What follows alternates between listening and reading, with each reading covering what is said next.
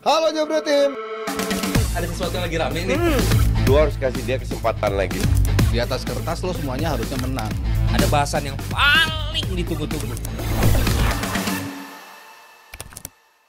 PFA is back, 6 pemain menjadi nominasi untuk pemenang dari musim lalu. Ada duet trio bahkan dari City, Foden, Rodri, dan juga Haaland, of course. Dan juga ada Martin Odegaard dari Arsenal, Cole Palmer, dan juga pemberi assist paling banyak, yaitu Ollie Watkins. Kalau Koci pasti dari pemain-pemain City kan?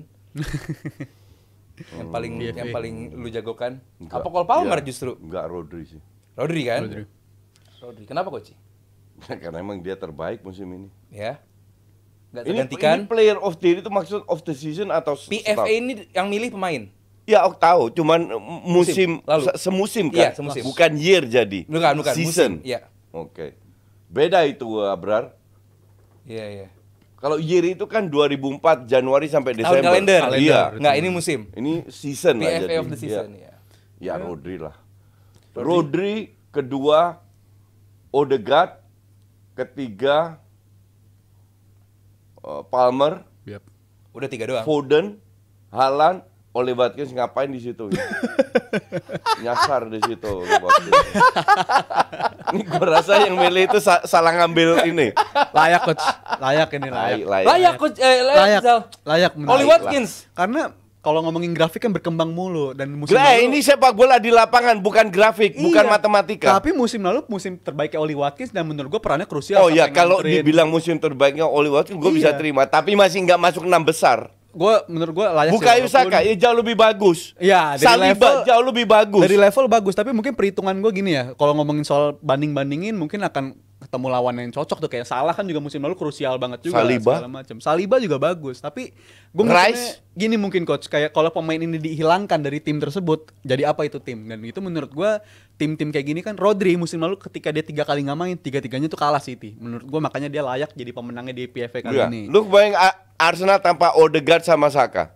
Bungkus. Pincang Bungkus, banget pasti iya. kalau nggak ada itu mereka juga. Dan gue juga Aston Villa gitu, kalau nggak ada Watkins mereka nggak akan ada di finish 4 besar musim lalu. Begitu 4 juga besar dengan- aja lu puji-puji. untuk standar Aston Villa dengan musim Untuk lalunya standar sama Aston Gerrard, Villa oke. Iya, makanya. Cuman bukan berarti dia harus masuk ke 6 besar gitu. Menurut gue layak sih, tapi kan soal menang atau enggak. Emang nggak ada pemain lainnya di City maupun Liverpool. Salah untuk- sebelum dia ke AFCON pun bagus banget sebenarnya Mohamed Salah itu kan. Tapi kalau untuk gue pertimbangan kayak tadi, kalau pemainnya dihilangin dari tim tersebut, ya contohnya ya Rodri, Watkins, dan Palmer menurut gue yang paling layak. Karena Palmer juga musim lalu kalau nggak ada dia tuh Palmer Chelsea- oke, Watkins doang yang makanya gue ini ikut nyempil di situ, ngapain tuh Watkins di situ. Ya, kita bahas Rodri-nya dulu karena kita Iya, juga Rodri. setuju bahwa yang paling layak untuk dapat Rodri. Gue pun setuju Iya. karena vital. Iya. Perannya itu vital saat dia nggak ada, Yap. main jadi beda. Apalagi penggantinya ya kita lihat Musim lalu Nunes. Matias Nunes, Calvin Phillips sempat separuh musim Calvin Phillips segala macem. dipinjemin ke West Ham. Cuman saat dia main sistemnya Pep jalan. Yup. Ya. Gimana satu tim Pep yang sangat amat Itulah, rigid itu itulah. bisa work saat ada Rodri, Coach? Betul, inilah untuk netizen kita Ya. yang taunya cuman gal gol. Pemain yang sedikit cetak gol, tapi kalau dia cetak gol, golnya penting dan layak salah satu kandidat untuk gue, Ballon d'Or juga. Setuju? Dia sama Kroos untuk gue ya. Oh. Dia sama Kroos adalah 2 pemain yang di lini tengah yang otaknya. Sementara netizen kita kan cuma taunya yang penting gal gol. Ini nggak cetak gol tapi punya peran sangat penting. Maka dari itu harusnya memang lebih sering yang punya Ballon d'Or bukan yang cetak banyak gol, tapi otak. Ya. Otak guys, bukan otot. Dan lu, Zal? Dan gua- kenapa lu juga sangat Yakin apa Rodri ya? ya? Ya yakin untuk dia Rodri dapat PFA ini. Karena ya itu, kalau nggak ada dia tuh City nggak bisa jalan sistemnya. Dan gue ngeliat pemain-pemainnya kan kalau nggak ada Rodri sama semua sebenarnya. Iya. Tapi ketika ada dia itu lini belakang jadi Nggak nyaman. sama semua lah. Tapi- Bernardo Silva different class lah. Kevin De Bruyne different class lah. Maksudnya ini coach, kalau ada pembedanya ada dia dan nggak ada dia, kesebelasannya tetap Oh, iya. sama gitu. Tapi kalau nggak ada dia sistemnya jadi nggak jalan. Kalau ketika ada dia jadi semua pemain Itulah jadi nyaman. peran gitu. penting, peran pemain yang di underestimate itu pemain tengah. Banget. Karena yang menang, yang dapat award dan attention dari netizen itu selalu yang cetak gol. Iya, agak kurang adil sebenarnya, agak kurang Sangat fair. tidak adil. Tapi kalau untuk Rodri ya gua rasa semua orang udah mulai yakin ya, udah mulai percaya juga kalau dia Layak emang lah. layak untuk ngelakuin itu. Bahkan di episode 3 minggu lalu ya setelah Euro selesai kita kan juga sama Mas Aryo ngomongin Piala Ballon d'Or. Itu yang layak kita bilang si Rodri juga menurut kita paling layak. Jadi menurut gue untuk PFA kayak gini dengan standar yang City lakukan musim lalu bersama Rodri dan tanpa Rodri, ya ini seharusnya jadi gelar milik Rodri walaupun pemain-pemain lainnya juga memiliki peran penting ya kayak Foden, Nah, kita kayak si Foden sendiri. Haaland, Sebelum kita segala pindah ke macam. tim Arsenal atau juga Palmer dan juga Watkins. Saat Foden main dan nggak main, Iya. beda kan sama Rodri saat dia main dan nggak main. Iya. Begitupun Haaland. Betul. Kalau Foden atau Haaland nggak main, at least gol mereka tetap bisa datang gitu. Dengan sistem mereka tetap bisa nganterin gol, mereka tetap bisa Nggak, menangin kalau suatu Haaland nggak, pertandingan. kalau Foden ya, kalau nggak ada Foden nggak begitu ngaruh, nggak ada Haaland ngaruh gila. Untungnya Haaland selalu fit coach, jadi kita nggak bisa perbandingin Haaland ada apa nggak adanya. Kalau untuk Foden musim lalu emang Haaland peran itu di penting musim juga. jeleknya tetap top skor loh. Tetap top skor musim lalu Premier League, makanya Iya. dapat pertimbangan PFA Dan musim ini, lalu kan. jelek kan dia main. Jelek, banyakan jeleknya dibandingin Iya, bagusnya. dan tetap segala top macam. skor. Tetap top skor. Dan kalau untuk Fodennya sendiri kenapa menurut gue dia juga masuk di top 6 nomination kali ini ya karena dia musim lalu jumlah gol dan asisnya emang banyak banget, melampaui jumlah-jumlah dia musim sebelum-sebelumnya. Apakah sesimpel gol dan assist, Lu ini bener-bener kardus banget, cuma Bukan. cuma assist gol. Dibandingkan dengan Lu pikir musim-musim bola itu dari sebelumnya. belakang bisa ke depan cuma assist gol. Bukan juga, tapi kan kenapa dia jadi pertimbangan pasti ada faktornya juga dong. Ya Karena bukan hanya faktor- assist gol, Bukan. kontribusi. Kontribusinya juga penting. Exactly, tetap tapi yang bisa- lu bahas tadi cuma assist gol walaupun doang. tetap bisa digantikan Fodennya ini dengan Bernardo Silva Iya, dengan exactly. musim lalu juga ada si Grealishnya juga Iya, walaupun nggak terlalu Bahkan banyak. harusnya gue bilang Bernardo Silva lebih Kevin De Bruyne lebih sering cedera ya. Cedera. Nah, Musim itu lalu dia. cedera. Bernardo Silva lebih layak dibanding Foden. Nah. Oh menurut gua layakan Foden sih. Nah, segala kita macam. nyambung dari Foden. Menurut itu. Saat Kevin De Bruyne cedera, itu Foden loh jadi tulang punggungnya City. Gue bilang Bernardo Silva. Bernardo Silva jarang jadi starter. Yang jadi Iya. starternya jarang kok sih. Kalau dia pun nggak jadi starter, Iya. dia masuk pembeda. Beda Jelas. banget. Dan Foden gue lihat berapa kali jadi starter, nggak membuat perbedaan. Different cake lah. Come on guys, kalau gue harus diskusi sama Foden atau Bernardo Silva, gue angkat tangan, silakan diskusi. Untuk gue ini case close, no discussion. Bernardo is above. 4 level di atas Foden. Bernardo, kalau gue inget-inget di musim lalu pun juga sebenarnya Bernardo ini kenapa angka kontribusi kalau ngeliat ini kan perbandingan dari gol sama asisnya kan diperhitungkan. Kenapa musim lalu agak berpengaruh? That is the point. Karena- Inilah kenapa gue selalu sampai pensiun, sampai gue mati pengen jadi influencer untuk membuat mereka pinter, bukan hal itu. tolol kayak lu. Enggak, gue mau jelasin satu hal sebenarnya. Karena kalian itu terlalu mainstream. Bukan intinya. Gue mau lanjutin ini nih, bukan soal gol dan assist karena musim lalu Bernardo Silva itu juga banyak dimainkan sebagai back kiri karena kita ingat juga di awal musim dia Sekali beberapa kali lagi dicoba. bukan gol dan assist. Bernardo Silva itu bisa main di mana-mana dan dia punya pre-assistnya banyak yang orang tidak lihat dan tidak didatakan. Dan sama bagusnya.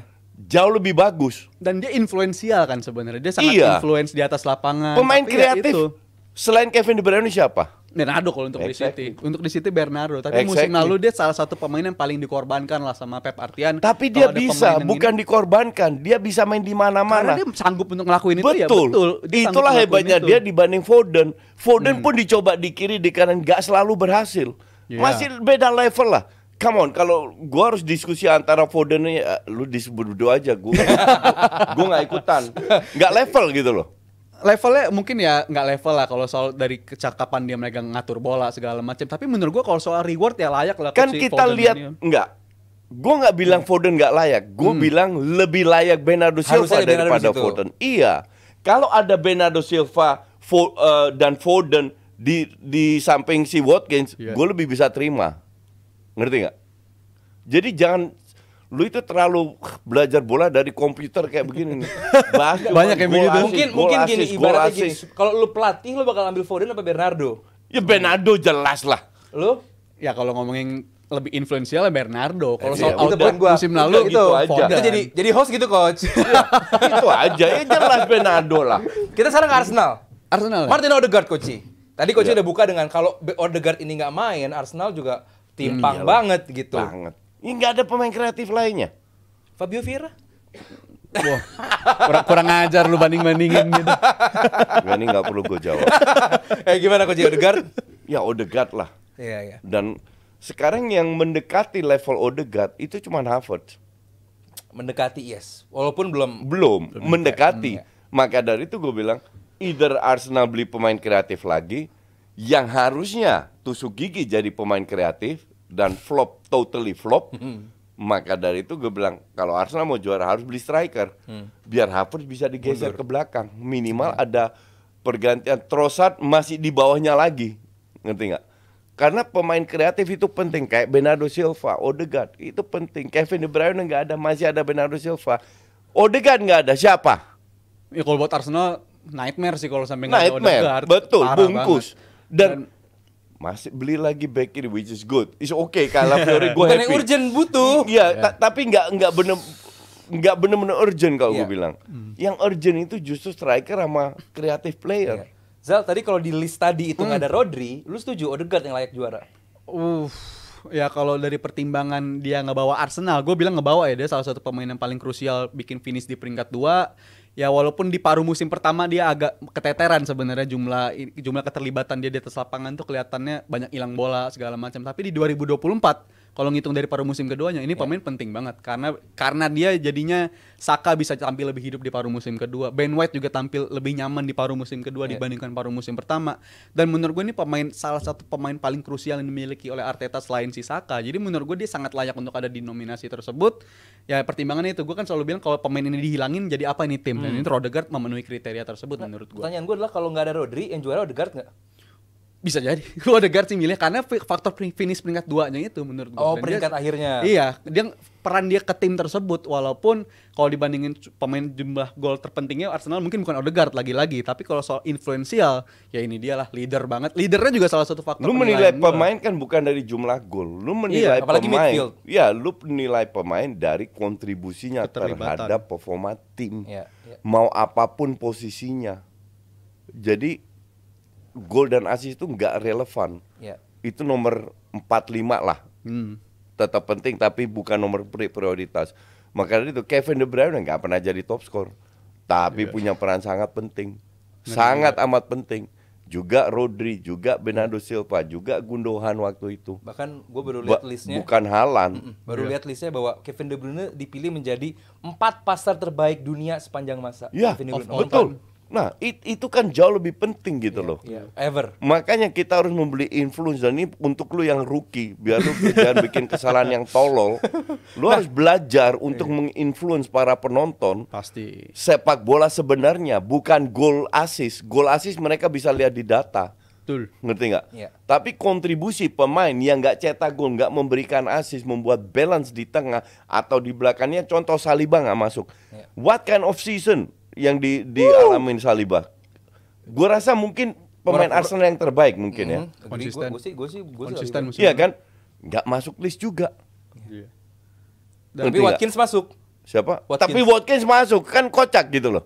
Ya ini kan PFA ini tiap tahunnya emang selalu begitu ya. Dia selalu mempertimbangkan dulu kan langganannya Gareth Bale, Luis Suarez, abis itu datang lagi si Kevin De Bruyne pernah dapat juga. Jadi ini emang standarnya itu emang berbeda-beda. Ada faktor karena nganterin timnya bisa jadi juara atau enggak, atau nganterin timnya itu finish di peringkat yang luar biasa Iya. untuk standar timnya kayak begitu. Jadi menurut gua apalagi ini kan juga di voting kan, Iya. voting berdasarkan pemain juga. Pemain Jadi juga. menurut gua itu akan berpengaruh banget sih. Kalau Cole Palmer, Zal, Gue suka Palmer. apa yang Oke, ya dia dengan tim seperti Chelsea, sorry to Ya, say, Chelsea betul. yang belum stabil, tapi dia bisa perform sebagus itu. Di kanan bagus, di 10 bagus, di kiri bagus, Ya. di striker pun pernah gantiin coba. Nico Jackson. Sama bagusnya gitu kan. Iya. Pada akhirnya balik lagi ada gol assist di situ. Cuman Yap. kontribusi ke timnya luar biasa. Luar biasa banget keterlibatan dia di atas lapangan, gimana tim itu bisa nyambung apa yang diinginkan Pochettino musim lalu bersama skuadnya. Jadi itu penting. kembali lagi kontribusinya Cole Palmer sangat besar. Pada Bukan Chelsea. hanya assist golnya, karena golnya juga setengahnya dari Iya, penalti. betul. Tapi gue nggak ngeliat itu, gue lihat kontribusinya. Itu penting, maka dari itu gue juga bilang Cole Palmer layak. Nah ini contoh salah satu Palmer yang gol and assist adalah bonus dibandingkan kontribusi Iya, dia. bonus, Dan ini betul. pemain yang sangat-sangat krusial untuk Chelsea. Karena gue nggak ngebayangin Chelsea ini kalau nggak ada Palmer musim lalu finishnya bukan 10 besar lagi kalau gue bilang. Finishnya di bawah peringkat 10. Chelsea rank 10 berapa bawah sih? Mungkin. 6 ya? Enggak 8. 7 atau 8 gitu dia. 7 atau 8 Masa lah. sih keluar 900 juta cuma 78. Ternyata ngeledek ternyata. Nanya tapi buat ngeledek. Kalau gitu gue gak jawab. Jadi ya itu Iya, faktor iya, iya. dibandingkan Kok bisa gitu temen-temennya Kok bisa segala aneh ya? macam. Ternyata dia yang Dua jadi pemain pembeda. tengahnya nilainya 2 loh, bukan 3 pemain tengah. 2 aja udah 230 juta. Enzo Caicedo. Kok bisa rank 78? Tanya Boyli. Nah kita sekarang ke pelatih. Yap. ESPN langsung merilis daftar pelatih terbaik. Ada Ancelotti di sana. Kita nggak perlu bahas Ancelotti Karena ya Nggak nanti akan Rizal berubah kena lagi. juga. Iya. Well, Ada yes. Arteta dan juga Xabi Alonso. Sefenomena apa dua nama ini sampai harus dipilih? Kalau Xabi Alonso jelas unbeaten Ya. musim lalu. Kalau Arteta dan Arteta mungkin influence dia ya, di mana dia bisa mempertahankan Permainan identitas mungkin. dia. Identitasnya itu yang bisa Iya, dipertahankan iya, dan itu iya. menurut beberapa banyak orang nggak mudah loh lu finish peringkat 2 yang lawan lu tuh City standarnya kayak gitu Iya. lu bisa head to head sampai hari terakhir, itu harus diapresiasi juga. Jadi menurut gua apa yang dilakukan Arteta tuh juga udah luar biasa di musim lalu. Lu butuh apa lagi sih 2024 cuma kalah 1 kali, Berat, seri coba 1 lihat kali. lagi berat listnya. Tapi nggak bisa nganterin lu jadi juara kan terlalu harsh Iya. kalau nggak mempertimbangkan dia. Jadi menurut gue dia layak untuk ada di sana si Arteta itu. Ya, bentar, gue masih nggak paham kenapa Pochettino masuk 9 besar. Baru gue mau nanya. Oh, ada Positinonya ya? Yes. Atau Valverde. Luis Enrique? Enrique. Luis Enrique juga kalau masuk 10 besar rank 10. Iya Gue kan? gue bilang Inzaghi sama Gasper ini lebih di atas Luis Enrique. Apalagi Atalanta. Valverde juga. Lihat performanya ini based on last year ya. Iya. Iya. Based on last year, oh jelas Atalanta. Karena lu nilai pemain nggak fair, lu hanya nilai pemain dari sisi trofi. Pelatih. Karena lihat kualitas pemainnya dong. Iya. Iya kan? Lihat kualitas Atalanta kayak apa? Waktu lawan Lihat Liverpool. kualitas Leverkusen kayak apa? Granit Xhaka yang dibu terus tahun lalu aja bisa jadi pemain penting gitu. Iya di Arsenal. Dan Xabi Alonso layak. Arteta masuk 10 besar gue bisa terima, tapi juga nggak rank 3. Karena dia pun dapat duit ratusan juta loh untuk beli pemain. Dan tiap tahun terlalu banyak pemain flop yang dia beli. Ada yang berhasil tapi flopnya kebanyakan. Nah kalau Alonso out of nowhere, dan Leverkusen ini bukannya hanya dari skor atau juara ya, dari permainan pun sangat menarik gitu loh. Efektif dan efisien, ini yang kita harus lihat. Klopp, Pep, bahkan Ancelotti gue masih bisa terima lah. Top 3. Oke, Ancelotti gue masih bisa terima. Di samping harusnya Klopp di atas Ancelotti. but Xabi that's harusnya berapa, okay. Koci? Apa? Xabi Alonso harusnya berapa? Ya di atas Arteta 4 harusnya. 4 ya. Di bawah 3 itu Xabi Alonso. Terus bahkan gue lebih impress sama Gasper ini daripada Arteta. Kita bahas Jurgen Klopp mungkin. Hmm. Musim lalu. Semenarik apa dia? Sangat menarik menurut gue. Gimana dia punya punya kemampuan untuk bisa ngangkat pemain-pemainnya. Sebenarnya kalau dibandingkan musim-musim sebelumnya, skuad Liverpool musim lalu tuh sebenarnya nggak terlalu nggak akan ada yang percaya lah. Siapa yang terangkat musim lalu pemain Liverpool? Semuanya kalau gue bilang sampai di bulan Maret dan April sampai mereka kehabisan bensin ya. Tapi setelah gue pikir-pikir emang skuad Liverpool di musim lalu itu bukan skuad untuk title contender kalau gue bilang, dibandingkan dengan Arsenal, dibandingkan dengan City. Tapi pure karena faktor Klopp yang bisa ngangkat pemain-pemain tersebut di bulan-bulan pertamanya. Oke. Itu menurut gue sangat ngedongkrak. Ya tapi ya itu sangat Gue disayangkan di April itu yang udah kehabisan bensin dan istilahnya kalau bahasa lu taken its toll mungkin ya, pada akhirnya lu akan kelihatan gitu kelemahnya tim lu kayak Keluar gimana. lagi. Istilah- Liverpool itu kan Istilah-istilah. mereka istilah rookie yang pengen impresi. Apa tadi? Gue belum Mere- denger. mereka- Agak ini tol. Nggak ngerti lah, udah serah dia lah. Bahasa mau Belanda ngomong lo ya? Akan kena pada akhirnya gitu, Oh, kegigit pada akhirnya. Tuh, Ci, segala gitu. macam. apa. Istilah dia oke. You're right. Tapi Liverpool ini kan tidak mengikutin atau lepas dari kandidat juara itu baru 5 match terakhir ya. Kalau nggak Iya, salah. itu 5-6 match terakhir kan. roboh Iya. tuh di situ habis itu. Gue itu dari awal pembelian 3 pemain tengah gue nggak impress. Itu udah gue katakan di sini juga. Soboslai, McAllister sama Endo biasa banget. Tapi berkat Klopp bisa membuat tim ini seperti yang tadi Rizal katakan tetap perform.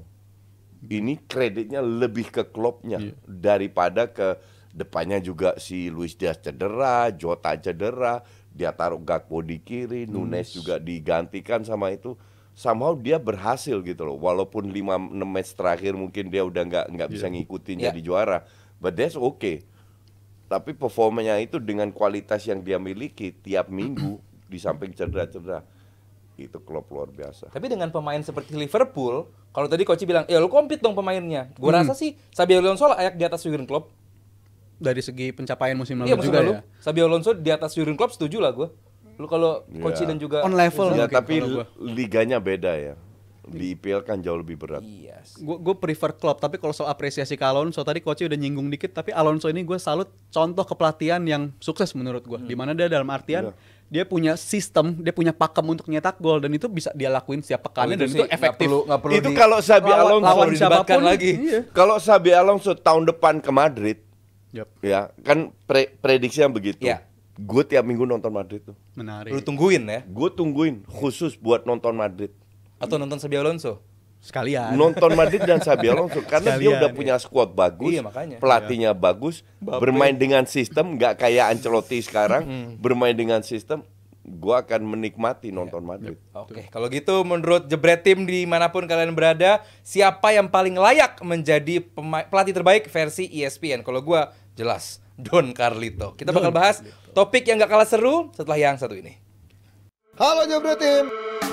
Ada sesuatu yang lagi rame nih. Gua harus kasih dia kesempatan lagi. Di atas kertas lo semuanya harusnya menang. Ada bahasan yang paling ditunggu-tunggu.